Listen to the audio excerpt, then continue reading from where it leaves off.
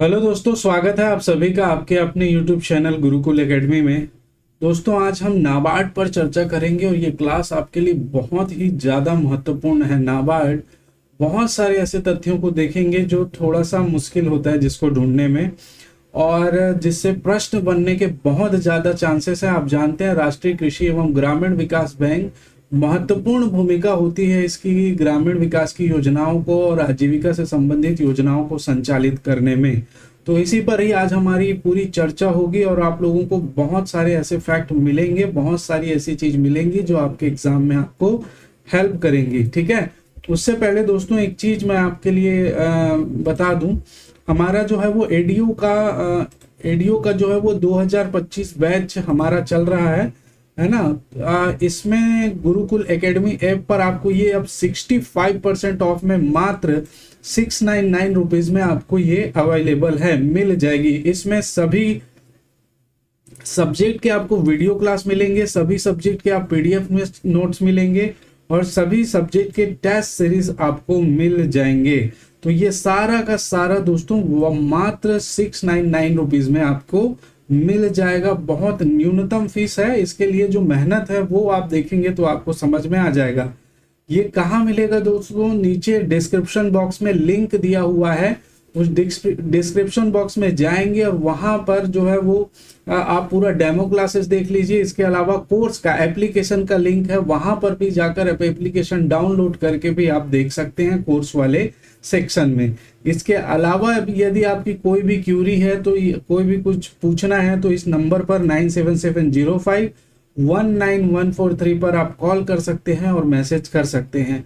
पहले आप कंटेंट देख लीजिए, वीडियो देख लीजिए, सभी वीडियो देख लीजिए, इसी को ही नहीं, और उसके बाद डिसाइड कीजिए क्या ये चीजें आपके सक्सेस में आपकी सहायता कर सकती है, आपको एग्जाम तक पहुंचा सकती है। ठीक है, उसके बाद परचेस कीजिएगा। ठीक, तो चलिए आज की कक्षा हम स्टार्ट करते हैं। ठीक है, चलिए दोस्तों, ये जो है वो आज का पार्ट में सबसे महत्वपूर्ण है। ठीक है, हमने थंबनेल में भी इसकी चर्चा की है कि नाबार्ड जो है वो बहुत ज्यादा इंपॉर्टेंट है आपके लिए। आप देखेंगे इसमें से जो है वो एक दो प्रश्न बन ही जाते हैं, तो इसको भी ध्यान रखिएगा। और बहुत डिटेल में हमसे चर्चा की है, तो आप जो है वो क्या करिएगा, इसका नोट्स अगर बना रहे हैं तो प्रॉपरली बनाते रहिएगा। ठीक है, बहुत ज्यादा इंपॉर्टेंट है, मैं बोल रहा हूं। और इसके उपबंध आपको और बहुत ज्यादा ढूंढना पड़ेगा तभी मिलेगा। हमने कई सारे स्रोतों से इकट्ठा किया है और आप देखेंगे तो आपको समझ में आएगा। चलिए बात करते हैं नाबार्ड। सबसे पहले देखिए नाबार्ड का फुल फॉर्म क्या है ना। तो नाबार्ड का फुल फॉर्म है national bank for agriculture and rural development. ठीक है, national bank for agriculture and rural development. यहाँ पर राष्ट्रीय कृषि एवं ग्रामीण विकास बैंक। ठीक है, राष्ट्रीय कृषि एवं ग्रामीण विकास बैंक के नाम से इसको जाना जाता है। देखिए अब इसके बारे में एक एक चीज समझिएगा। नाबार्ड भारत का एक शीर्ष विकास बैंक है। ठीक है, शीर्ष विकास डेवलपमेंट बैंक है ना, जिसकी स्थापना 1982 में संसद के अधिनियम के माध्यम से संधारणीय और समानता पर आधारित कृषि और ग्रामीण विकास के संवर्धन के लिए की गई थी। किसके लिए? अधिनियम के माध्यम से संधारणीय मतलब समान रूप से धारण करने योग्य और समानता, सभी लोगों को समान अधिकार दिए जाने के संबंध में आधारित कृषि एवं ग्रामीण विकास के संवर्धन, उसको आगे बढ़ाने के लिए किया गया था। ठीक है, सभी लोगों को समान रूप से धारण करना नाबार्ड का जो मेन उद्देश्य था, इस प्रकार से समझ सकते हैं, सभी लोगों को समान रूप से देखना और कृषि तथा ग्रामीण विकास का संवर्धन करना, सभी लोगों को समान रूप से लेकर उनका संवर्धन करना, उनके विकास में वृद्धि करना इनका मुख्य कार्य था। ठीक है, मुख्य उद्देश्य था, कुछ भी कह सकते हैं आप।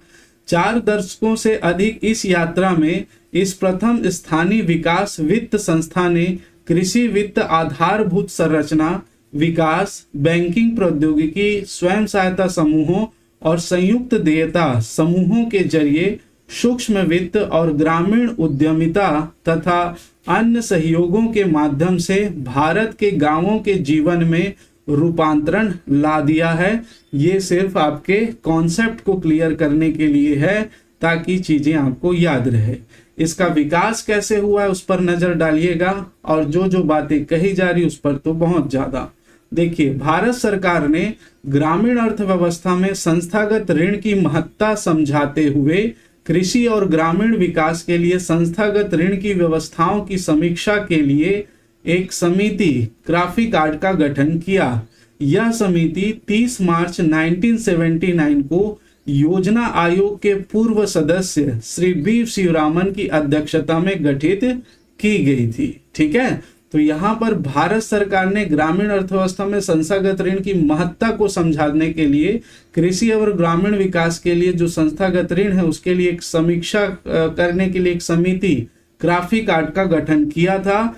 सदस्य इसके जो समिति 30 मार्च 1979 को योजना आयोग के पूर्व सदस्य श्री बी शिवरामन की अध्यक्षता में गठित की गई थी। आपको ये याद रखना है, बी शिवरामन की अध्यक्षता में गठित समिति थी। कब गठित की गई? 30 मार्च 1979 को। बहुत ढंग से इसको याद रखना है। ठीक है, इसी समिति की सिफारिश पर फिर नाबार्ड का गठन हुआ था। समिति की अंतरिम रिपोर्ट के आधार पर संसद में 1981 के अधिनियम 61 के माध्यम से राष्ट्रीय कृषि और ग्रामीण विकास बैंक नाबार्ड की स्थापना को अनुमोदित कर दिया गया। कब? 1981 के अधिनियम 61 के माध्यम से राष्ट्रीय कृषि ग्रामीण विकास बैंक की स्थापना को भारतीय संसद द्वारा अनुमोदित किया गया 1981 के अधिनियम के अनुसार।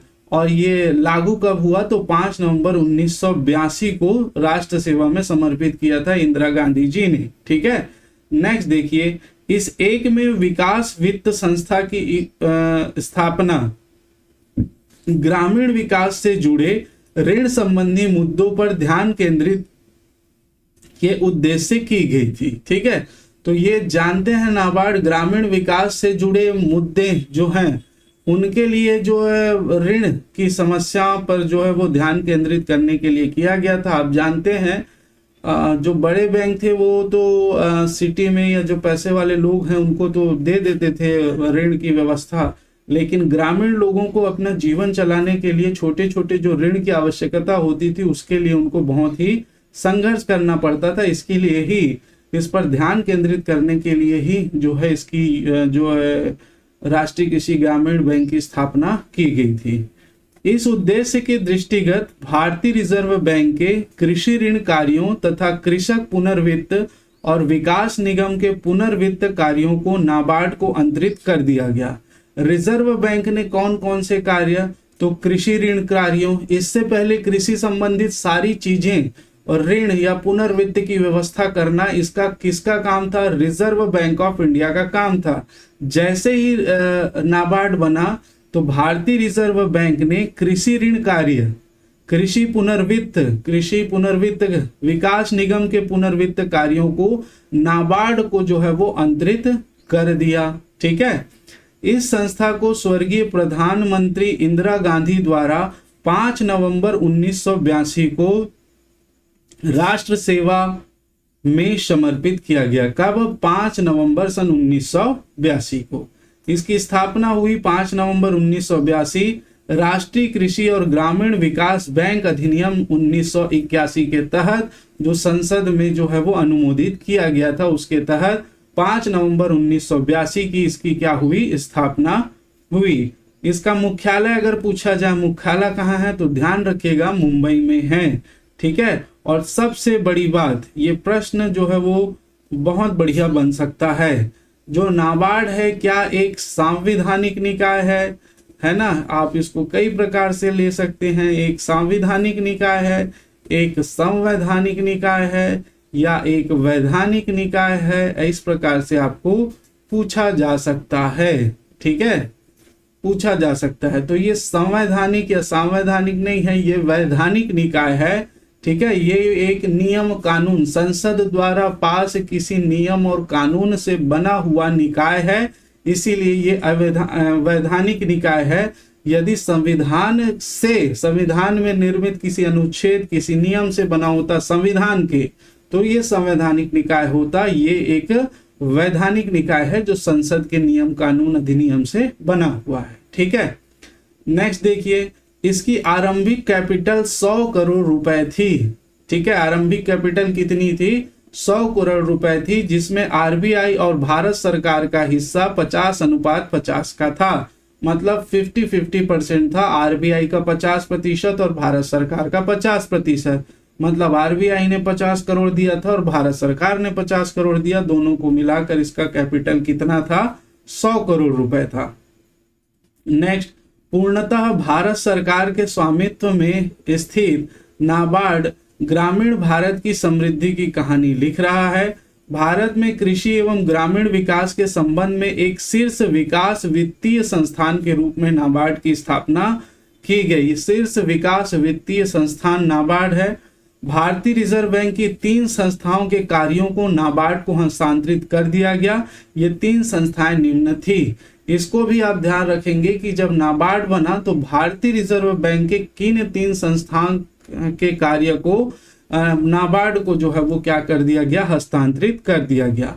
तो पहला देखिए, एक था कृषि विभाग, कृषि ऋण विभाग, एग्रीकल्चर डिपार्टमेंट एसीडी। ठीक है, कृषि ऋण विभाग, एग्रीकल्चर क्रेडिट डिपार्टमेंट होना चाहिए, यहाँ पर जो है वो मिस हो गया है, इसमें आप लिख लीजिएगा एग्रीकल्चर क्रेडिट डिपार्टमेंट। ठीक है, तो कृषि ऋण विभाग, भारतीय रिजर्व बैंक अपने कृषि ऋण विभाग एसीडी के माध्यम से सहयोगियों को लघु अवधि के लिए पुनर्वित्त की सुविधा प्रदान करता है। ठीक है, भारतीय रिजर्व बैंक अपने कृषि ऋण विभाग के माध्यम से सहयोगियों को लघु अवधि के लिए पुनर्वित्त की सुविधा प्रदान करता है, मतलब करता था, और इसने ये विभाग किसको ट्रांसफर कर दिया? नाबार्ड को। ठीक है, दूसरा जो है वो कौन सा था? तो ग्रामीण योजना एवं credit cell, rural planning and credit cell, RPCC इसको कहा जाता है। यह वर्ष 1979 से ही क्षेत्रीय ग्रामीण बैंकों, इसको हम बहुत डिटेल में नेक्स्ट क्लास में देखेंगे, जैसे अभी हम नाबार्ड देख रहे हैं। ये भी जो ग्रामीण विकास की फ्लैगशिप योजनाएं हैं दोस्तों, उसको क्रियान्वित करने में, धरातल पर उसको क्रियान्वित करने में, मनरेगा है तो वो कैसे संचालित हो रही है, और भी जो है गवर्नमेंट की योजनाएं, उनको संचालित करने में महत्वपूर्ण भूमिकाएं निभाती है। तो इसे हम देखेंगे नेक्स्ट क्लास में। इसको रीजनल रूरल बैंक्स कहा जाता है, के साथ सहयोग कर रहा है। वर्ष 1979 से ही क्षेत्रीय ग्रामीण बैंकों के साथ सहयोग कर रहा है। ठीक है, तो ये जो डिपार्टमेंट था आरबीआई के अंतर्गत आता था, इसको भी किसको हस्तांतरित कर दिया गया? नाबार्ड को।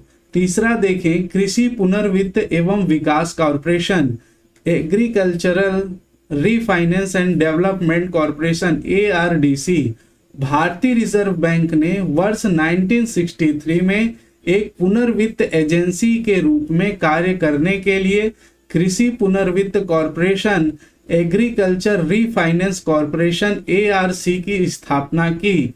इस एजेंसी का कार्य कृषि विकास के लिए निवेश आवश्यकताओं को पूरा करना है।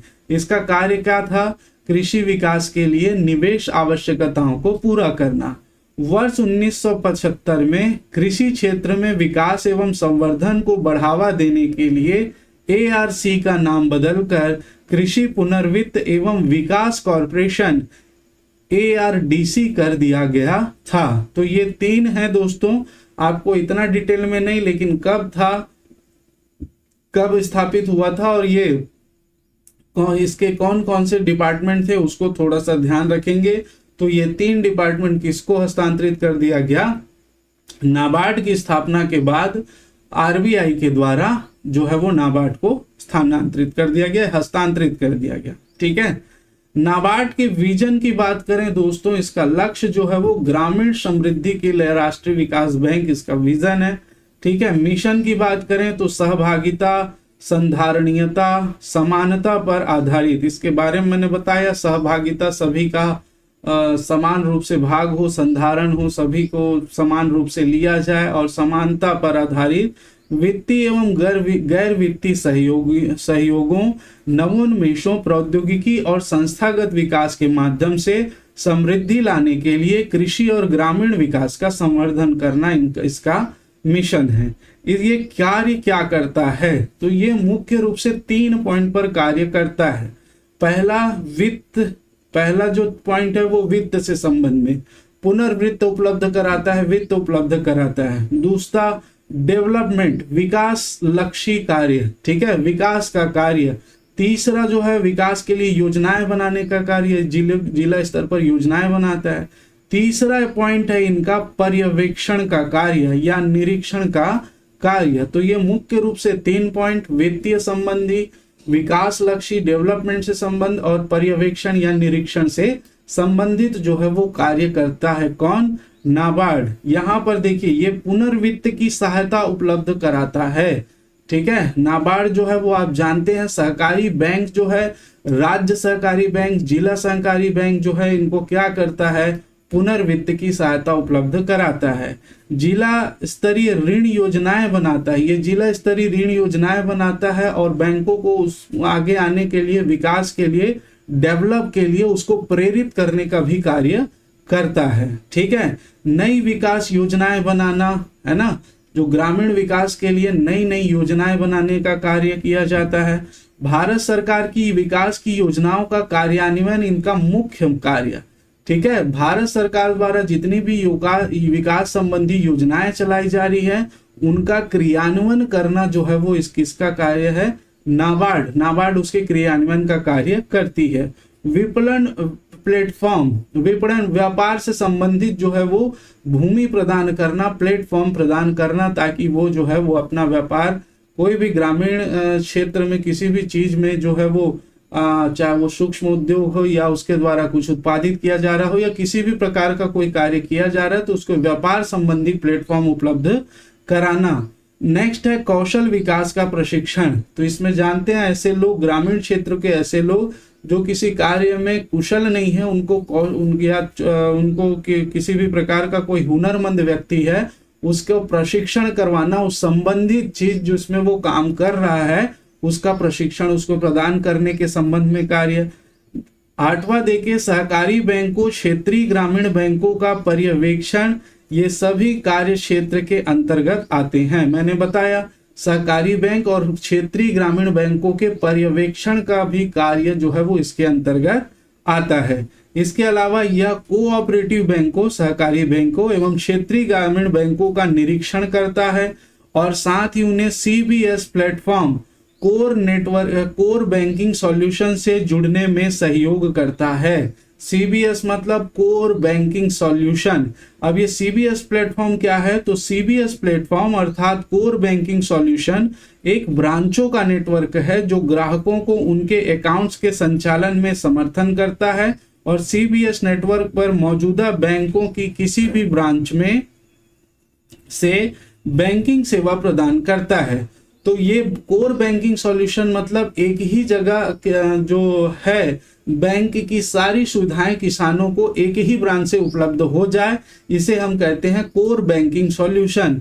तो ये सीबीएस प्लेटफॉर्म भी जो है वो नाबार्ड के द्वारा प्रदान किया जाता है, जहां पर उसको क्या किया जाता है, सारी सुविधाएं एक ही जगह किसानों को मिल जाती है। ठीक है, चलिए विशेष आपको याद रखना है 1992 में शुरू की गई एसएचजी बैंक स्वयं सहायता समूह, हमने इसको पढ़ा हुआ है, इसको ध्यान रखिएगा, बहुत डिटेल में बहुत सारे क्लासेस इसके अपलोड हैं। तो स्वयं सहायता समूह का बैंक लिंकेज परियोजना को आज विश्व की सबसे बड़ी सूक्ष्म वित्त परियोजना बन चुकी है। 1992 में शुरू की गई थी स्वयं सहायता समूह बैंक लिंकेज कार्यक्रम, और ये जो है परियोजना आज विश्व की सबसे बड़ी सूक्ष्म वित्त परियोजना बन चुकी है, इसको ध्यान रखिएगा।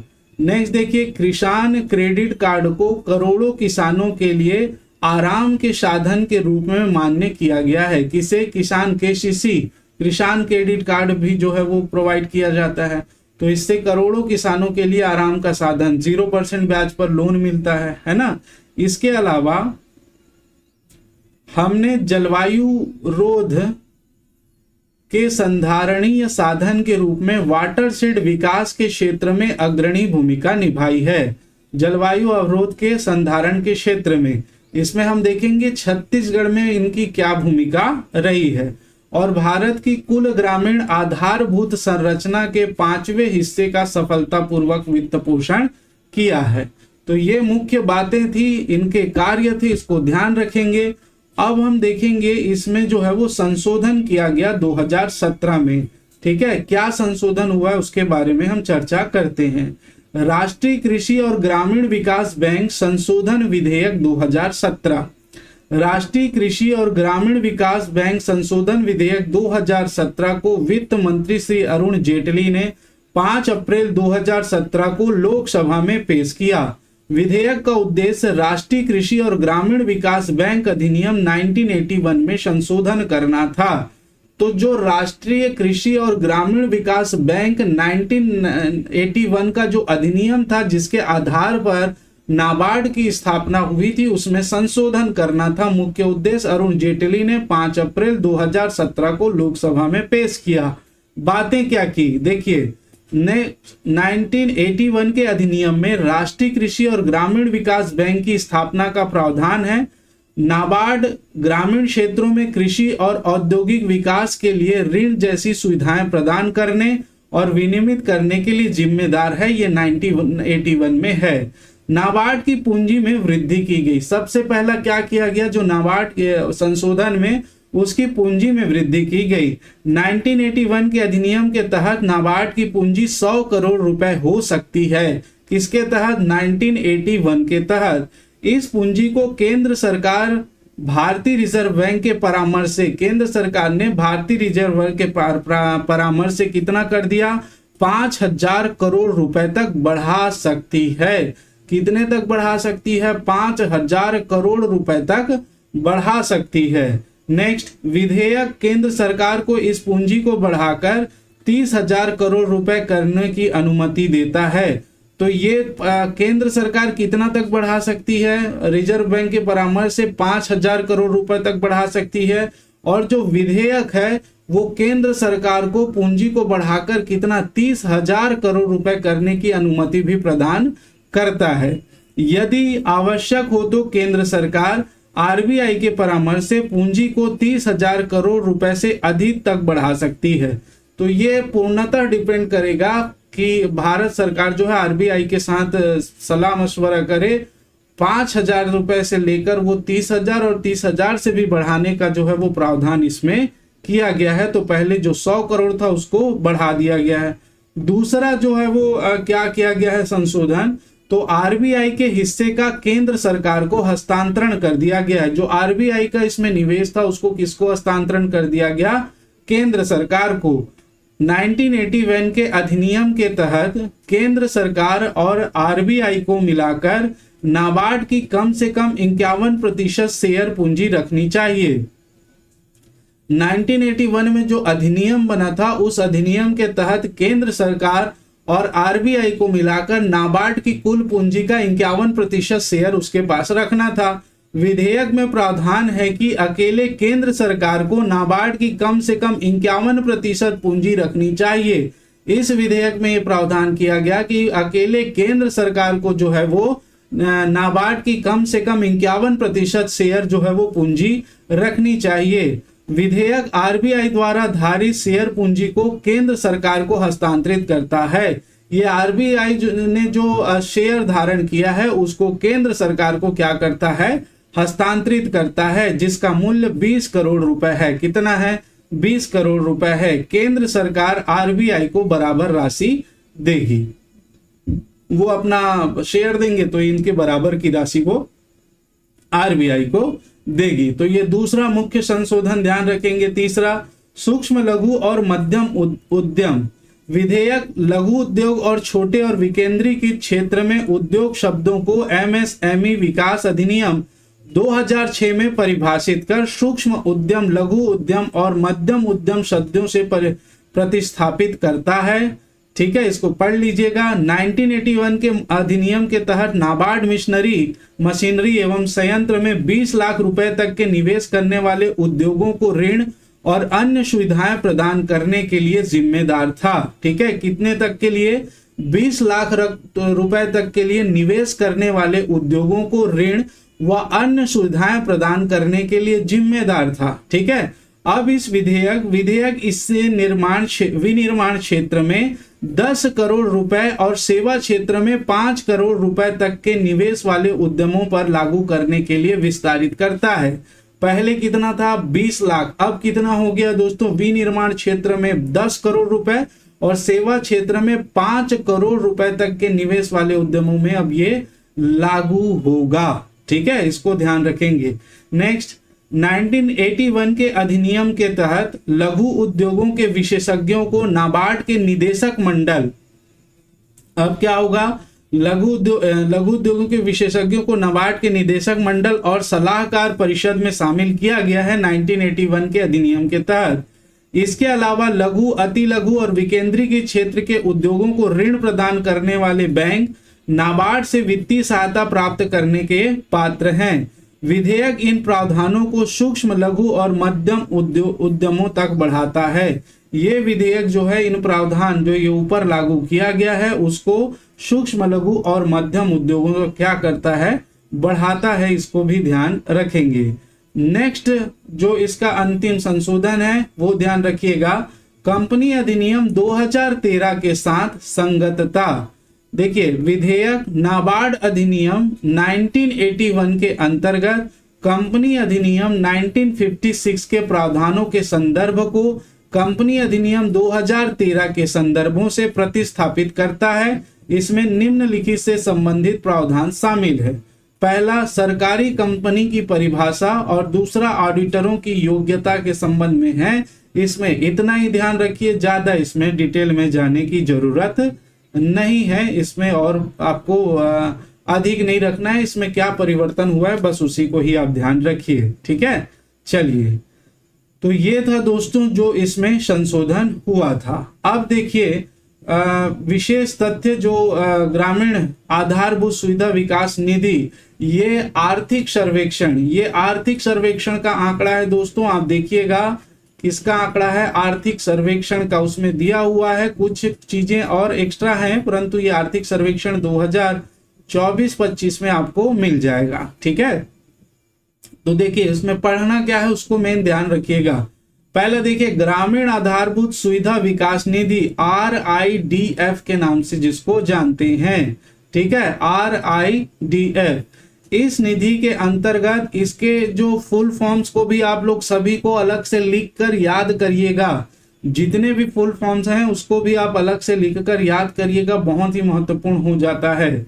इस निधि के अंतर्गत नाबार्ड द्वारा छत्तीसगढ़ राज्य को वर्ष 2023-24 के दौरान कुल 1770 करोड़ रुपए की ऋण राशि स्वीकृत की गई थी। ठीक है, नाबार्ड द्वारा छत्तीसगढ़ राज्य को वर्ष 2023-24 में कितना 1770 करोड़ स्वीकृत की गई थी। इसके अंतर्गत 124 ग्रामीण सड़कों के लिए 237.26 करोड़, 8 ग्रामीण पुल के निर्माण के लिए इतना और 10 सिंचाई परियोजनाओं के लिए इतना, 20,000 सौर संचालित सिंचाई पंप सेटों के लिए इतना।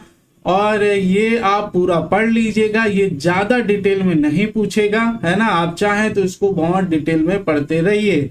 इंपॉर्टेंट क्या है मैं बता रहा हूं, इंपॉर्टेंट है ये इस निधि को नाबार्ड द्वारा वित्त पोषित किया गया था। छत्तीसगढ़ राज्य को 2023-24 में 1770 करोड़ रुपए ऋण की राशि प्रदान की गई थी। ये इसमें सबसे ज्यादा इंपॉर्टेंट है। ठीक है, नेक्स्ट देखिए, वर्ष 2023-24 में चालू परियोजनाओं के क्रियान्वयन के लिए अप्रैल 2023 से सितंबर 2023 के दौरान रुपए 675 करोड़ एवं अप्रैल 2023 से मार्च 2024 के दौरान 1505 करोड़ रुपए की राशि वितरित की गई थी। इसके अलावा वर्ष 2024-25 में अप्रैल 2024 से सितंबर 2024 के दौरान 311 करोड़ रुपए की राशि वितरित की गई थी। ये सभी आर्थिक सर्वेक्षण में है। इसमें आपको मेरे हिसाब से तो कोई भी ज्यादा डिटेल इसको अभी याद रखने की जरूरत नहीं है। आप ये फर्स्ट पॉइंट ही याद रखिएगा।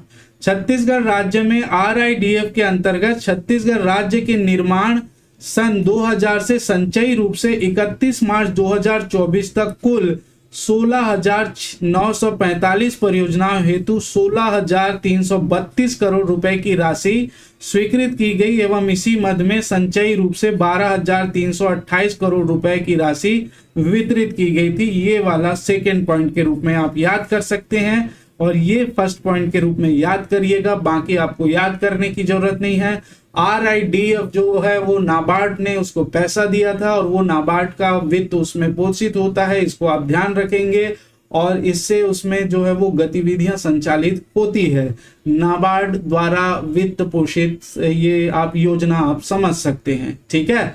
RIDF विकास निधि, ग्रामीण आधारभूत सुविधा विकास निधि, नाबार्ड की एक योजना का हिस्सा है, इस बात को आप ध्यान रखेंगे। इसको इम्पोर्टेंट है दोस्तों, ये जो है इसको आप एक एक करके देखिएगा। नेक्स्ट देखिए पुनर्वित्त सहायता, ये तो सबसे मेन कार्य है। नाबार्ड द्वारा छत्तीसगढ़ की अनुसूचित वाणिज्यिक बैंकों, अनुसूचित बैंक और गैर अनुसूचित बैंक क्या होता है इसके बारे में हमने पिछली क्लास में डिस्कस किया हुआ है, आप जाकर देख सकते हैं। तो नाबार्ड द्वारा छत्तीसगढ़ की अनुसूचित वाणिज्यिक बैंकों, सहकारी बैंकों और क्षेत्रीय ग्रामीण बैंकों को कृषि उत्पादन ऋण एवं कृषि एवं संबद्ध गतिविधियों में निवेश पुनर्वित्त सहायता दी गई है। पुनर्वित्त सहायता दी गई है छत्तीसगढ़ की अनुसूचित वाणिज्यिक बैंकों, सहकारी बैंकों, क्षेत्रीय ग्रामीण बैंकों को। कितनी दी गई है देखिए, राशि करोड़ों में है। अप्रैल 2022 से मार्च 2023 तक, वित्तीय वर्ष 2022-2023 तक 3,915 करोड़ रुपए दिया गया था। अप्रैल 2023 से मार्च 2024 तक 4,262 करोड़ रुपए की सहायता नाबार्ड द्वारा इन बैंकों को दी गई है और अप्रैल 2024 से सितंबर 2024 तक 2,070 करोड़ रुपए की सहायता दी जा चुकी है। तो ये इंपॉर्टेंट है, याद रखेंगे, ठीक है। तो इसमें से ये और ये डाटा भी याद रखेंगे तो भी चलेगा, ठीक। चलिए नेक्स्ट, मार्कफेड को सहायता। मार्कफेड आप जानते हैं जिसके द्वारा धान की खरीदी की जाती है और इसको भी हम बाद में डिटेल में देखेंगे। नाबार्ड द्वारा राज्य में खरीफ विपणन मौसम के दौरान धान की अधिप्राप्ति के लिए छत्तीसगढ़ राज्य सहकारी विपणन संघ मर्यादित, जिसको मार्कफेड कहा जाता है, को ऋण दिया जाता है। विगत वर्ष के दौरान छत्तीसगढ़ मार्कफेड को स्वीकृत ऋण राशि है। तो अप्रैल 2022 से मार्च 2023 तक 8,900 करोड़ रुपए की राशि मार्कफेड को सहायता के लिए नाबार्ड द्वारा दिया गया था और अप्रैल 2023 से मार्च 2024 तक 9,250 करोड़ की राशि जो है मार्कफेड को सहायता के रूप में दिया गया है और अप्रैल 2024 से सितंबर 2024 तक जीरो है। अभी फिलहाल जीरो है, तो इसमें दिक्कत वाली बात ही नहीं है, ठीक है।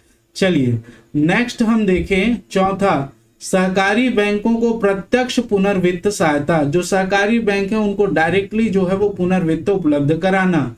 यह एक अल्पकालिक बहुउद्देशीय ऋण उत्पादक है जो जिला सहकारी केंद्रीय बैंक एवं राज्य सहकारी केंद्रीय बैंक को निर्दिष्ट गतिविधियों के तहत उनके द्वारा किए जा रहे उधार व्यवसाय का वित्त पोषण करता है। नाबार्ड द्वारा इन सहकारी बैंकों को दिए गए प्रत्यक्ष पुनर्वित्त सहायता की स्थिति निम्नलिखित है। तो इन बैंकों को जो है वो नाबार्ड द्वारा क्या दिया जाता है, प्रत्यक्ष रूप से सहायता दी जाती है। वित्त की राशि करोड़ में है, सेम है। अप्रैल 2022 से मार्च 2023 तक जो है 250 करोड़ रुपए की सहायता दी गई। अप्रैल 2023 से मार्च 2024 तक 300 करोड़ रुपए की सहायता दी गई और अप्रैल 2024 से सितंबर 2024 तक अभी जीरो है। नेक्स्ट डाटा आएगा तब तक आपका एग्जाम हो जाएगा, ठीक है। तो इसे आप विशेष रूप से ध्यान रखेंगे, ये जो चीजें बताई जा रही है। इसके बाद देखिए विशेष विकासात्मक पहल और क्या क्या किया गया है।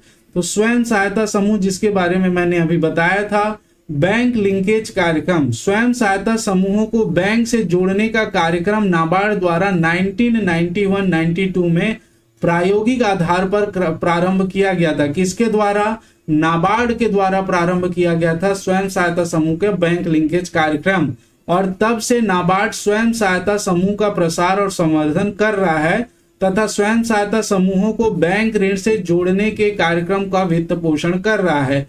तो स्वयं सहायता समूह को जो बैंक से जो ऋण लेते हैं उसमें नाबार्ड की जो है वो मुख्य भूमिका होती है। वर्ष 2023-24 के अंत तक राज्य में संचयी रूप से 11,095 स्वयं सहायता समूहों के संवर्धन और बैंक लिंकेज हेतु 58 स्वयं सहायता समूहों संवर्धन संस्थान SSPI स्वीकृत की और उन्हें कुल रुपए 866 लाख की अनुदान सहायता राशि स्वीकृत की गई है। तो यहाँ पर इसको याद रखेंगे, स्वयं सहायता समूह के संवर्धन के लिए 11,095 और बैंक लिंकेज हेतु 58 स्वयं सहायता समूह को संवर्धन संस्थान SSPI स्वीकृत की गई है। ठीक है, तो इसको आप थोड़ा सा यहाँ पर भी ध्यान रखेंगे दोस्तों, इसमें ज्यादा कुछ है नहीं, है ना, कितना किया गया है इसको ध्यान रखिएगा। ठीक, वर्ष 23-24 के दौरान स्वयं सहायता समूह के संवर्धन और क्षमता निर्माण हेतु इतनी लाख की राशि दी गई है 97.78। ठीक है, तो ये आप ध्यान रखिएगा, इंपॉर्टेंट है, ये आप थोड़ा सा पढ़ लीजिएगा। ठीक, नेक्स्ट देखिए संयुक्त देयता समूह। भाई इसमें सीधा सीधा ये पूछा जाएगा निम्न में से किस में जो है वो नाबार्ड ने वित्त पोषित नहीं किया है, किस योजना में नहीं किया है, किस समूह में नहीं किया है, इस प्रकार से पूछा जा सकता है।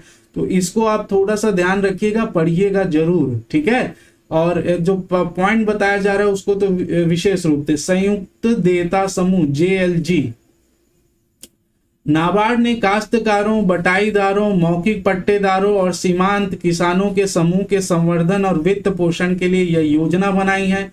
किसके लिए बनाई है देखिएगा, इंपॉर्टेंट है कि ग्रामीण विकास में तो ये बहुत ज्यादा इंपॉर्टेंट है। ठीक है, नेक्स्ट छत्तीसगढ़ राज्य में 31 मार्च 2024 की स्थिति के अनुसार 5.9 लाख संयुक्त देयता समूह गठित किए गए हैं। कितने किए गए हैं? 5.99 लाख वेरी IMP संयुक्त देयता समूह गठित किए गए हैं और उन्हें 8,62,620 लाख का ऋण वितरित किया गया है। ठीक है, कितना? 8,62,620 लाख का ऋण वितरित किया गया है। तो इसको ध्यान रखेंगे कितना किया गया है। साथ ही नाबार्ड ने छत्तीसगढ़ में 14,675 संयुक्त देयता समूह के संवर्धन और ऋण सहबद्धता के लिए रुपए 334 लाख के अनुदान सहायता राशि क्रियान्वयन संस्थाओं को दी है। ठीक, नेक्स्ट देखिए आदिवासी विकास निधि के तहत बाड़ी विकास। नाबार्ड द्वारा स्थापित आदिवासी विकास निधि, नाबार्ड द्वारा, ये निधि किसके द्वारा स्थापित है? नाबार्ड द्वारा से दूर दराज के आदिवासी क्षेत्रों में कई सफल आजीविका परियोजना को प्रोत्साहित किया गया है। इसका उद्देश्य राज्य के आदिवासी परिवारों को टिकाऊ आजीविका के अवसर उपलब्ध कराना है। ठीक है, इस निधि के द्वारा इनको क्या करना है? आजीविका के अवसर उपलब्ध कराना है। अब तक इस कार्यक्रम के अंतर्गत राज्य के 25 जिलों में कुल 90 वाड़ी परियोजनाएं स्वीकृत की गई है। कितनी? राज्य के 25 जिलों में 90 वाड़ी परियोजनाएं, जिसमें मार्च 2024 तक रुपए 251.37 करोड़ रुपए की अनुदान राशि स्वीकृत की गई है तथा इसके अंतर्गत राज्य के 58,763 आदिवासी परिवारों को समन्वित किया गया है। ये फैक्ट है, अब इन फैक्ट को आपको ध्यान रखना है, इंपॉर्टेंट फैक्ट को ध्यान रखना है। ठीक है, नेक्स्ट 31 मार्च 2024 तक 193.92 करोड़ रुपए की राशि स्वीकृत की जा चुकी है। तो इसमें ये ध्यान मत रखिएगा दोस्तों, है ना, ये 25 जिलों में कितनी परियोजनाएं स्वीकृत है और 2024 तक की स्थिति क्या है, इसको बस ध्यान रखेंगे तो भी चलेगा। नेक्स्ट हम बात करें वाटर शेड विकास। वाटर शेड विकास क्या है? तो ग्रामीण क्षेत्रों में जल समस्या के निवारण के लिए नाबार्ड की इस वाटर शेड विकास योजना के अंतर्गत राज्य के 19 जिलों में संचयी रूप में 70 वाटर शेड परियोजनाओं हेतु स्वीकृत कुल राशि रुपए 70.356 करोड़ रुपए है तथा इसके अंतर्गत 72,978 हेक्टेयर भूमि का उपचार किया गया है और 25,544 परिवारों को शामिल किया गया है। 31 मार्च 2024 तक इतने करोड़ की राशि स्वीकृत की गई है। इसमें आपको याद रखना है 19 जिलों में संचयी रूप से 70 वाटरशेड परियोजनाओं हेतु 70 करोड़ रुपए स्वीकृत किया गया है। ठीक है, बस इतना भी याद रखोगे तो भी चलेगा। ठीक, नेक्स्ट देखिए, जलवायु परिवर्तन। राष्ट्रीय जलवायु परिवर्तन के लिए नाबार्ड एकमात्र राष्ट्रीय क्रियान्वयन संस्था है। राष्ट्रीय जलवायु परिवर्तन के लिए नाबार्ड एकमात्र राष्ट्रीय क्रियान्वयन संस्था है। पर्यावरण एवं वन मंत्रालय व जलवायु परिवर्तन द्वारा प्रस्तावित परियोजना छत्तीसगढ़ में महानदी के जल ग्रहण क्षेत्र के साथ साथ डुबान भूमि में जलवायु अनुकूलन को नाबार्ड के प्रयासों से मंजूरी मिली है। तो यहाँ पर छत्तीसगढ़ में महानदी के जल ग्रहण क्षेत्र के साथ साथ डुबान भूमि में भी, ठीक है, जलवायु अनुकूलन को नाबार्ड के प्रयासों से मंजूरी मिली। इसका उद्देश्य महानदी के जल ग्रहण क्षेत्र के साथ साथ डुबान भूमि के 3 जिलों धमतरी, महासमुंद और बलौदाबाजार में जलवायु अनुकूलन हेतु परियोजना क्षेत्र के निवासियों की अनुकूलन क्षमता में वृद्धि और क्षेत्र की पारिस्थिति को यथासंभव पुनर्बहाल करने हेतु उपाय अपनाना है। इस परियोजना का वित्तीय परिव्यय 21.47 करोड़ रुपए है, जिसमें से 13.33 करोड़ रुपए की राशि state centre for climate change one विभाग को जारी की गई है। बहुत ढंग से पढ़िएगा, इंपॉर्टेंट है। ठीक है, और लास्ट है दोस्तों हमारा नाबार्ड का कृषक क्लब और कृषक उत्पादक संगठन। नाबार्ड में स्थापित प्रोड्यूस निधि के अंतर्गत 57 कृषक उत्पादक संगठन संवर्धित किए गए हैं। कृषक उत्पादक संगठन जो है दोस्तों, उसमें कृषक ही, किसान ही उसके क्या होते हैं, सदस्य होते हैं, और वही किसान ही जो है वो अपना विकास के लिए आगे कार्य करते हैं। नाबार्ड में स्थापित PODFID निधि के अंतर्गत 7 कृषक उत्पादक संगठन स्वीकृत किए गए हैं। कितने? PODFID निधि के अंतर्गत जो है वो कितना किया गया है? 7 कृषक उत्पादक संगठन स्वीकृत किए गए हैं। नेक्स्ट, नाबार्ड के विभिन्न क्षमता निर्माण कार्यक्रमों के माध्यम से कृषक क्लबों और कृषक उत्पादक संगठनों की क्षमता में वृद्धि हेतु प्रयास किए जा रहे हैं। भारत सरकार की 10,000 किसान उत्पादन संगठन का गठन और संवर्धन की केंद्रीय योजना के अंतर्गत नाबार्ड द्वारा 15 विभिन्न जिलों में 25 कृषक उत्पादन संगठन के गठन हेतु स्वीकृति दे दी गई है एवं उनका कार्यान्वयन भी शुरू हो गया है। तो ये इंपॉर्टेंट फैक्ट है दोस्तों, इसको बहुत ढंग से पढ़कर बहुत ढंग से आपको याद रखना है। नोट्स बना रहे हो तो नोट्स आप बना लीजिएगा। नाबार्ड से जितने भी प्रश्न आ सकते हैं सारे के सारे हमने डिस्कस कर लिए हैं, वेरी डिटेल में डिस्कस किए हैं और आपको बहुत अच्छे से समझ में आया होगा। क्लास अच्छी लगी, वीडियो अच्छा लगा है दोस्तों, आप देख रहे हैं परंतु कोई कमेंट नहीं कर रहे हैं तो प्लीज कमेंट जरूर कर दिया कीजिए, लाइक कर दिया कीजिए, और नए हैं तो चैनल को जरूर सब्सक्राइब कर लीजिए, है ना, और शेयर कर दीजिए ताकि और भी बच्चों को इससे लाभ मिल सके। आशा है इससे बहुत ज्यादा आपको लाभ मिलेगा। ठीक है, इसके अलावा दोस्तों हमारी जो है वो एडीओ तिरंगा बैच भी जो है वो चल रही है।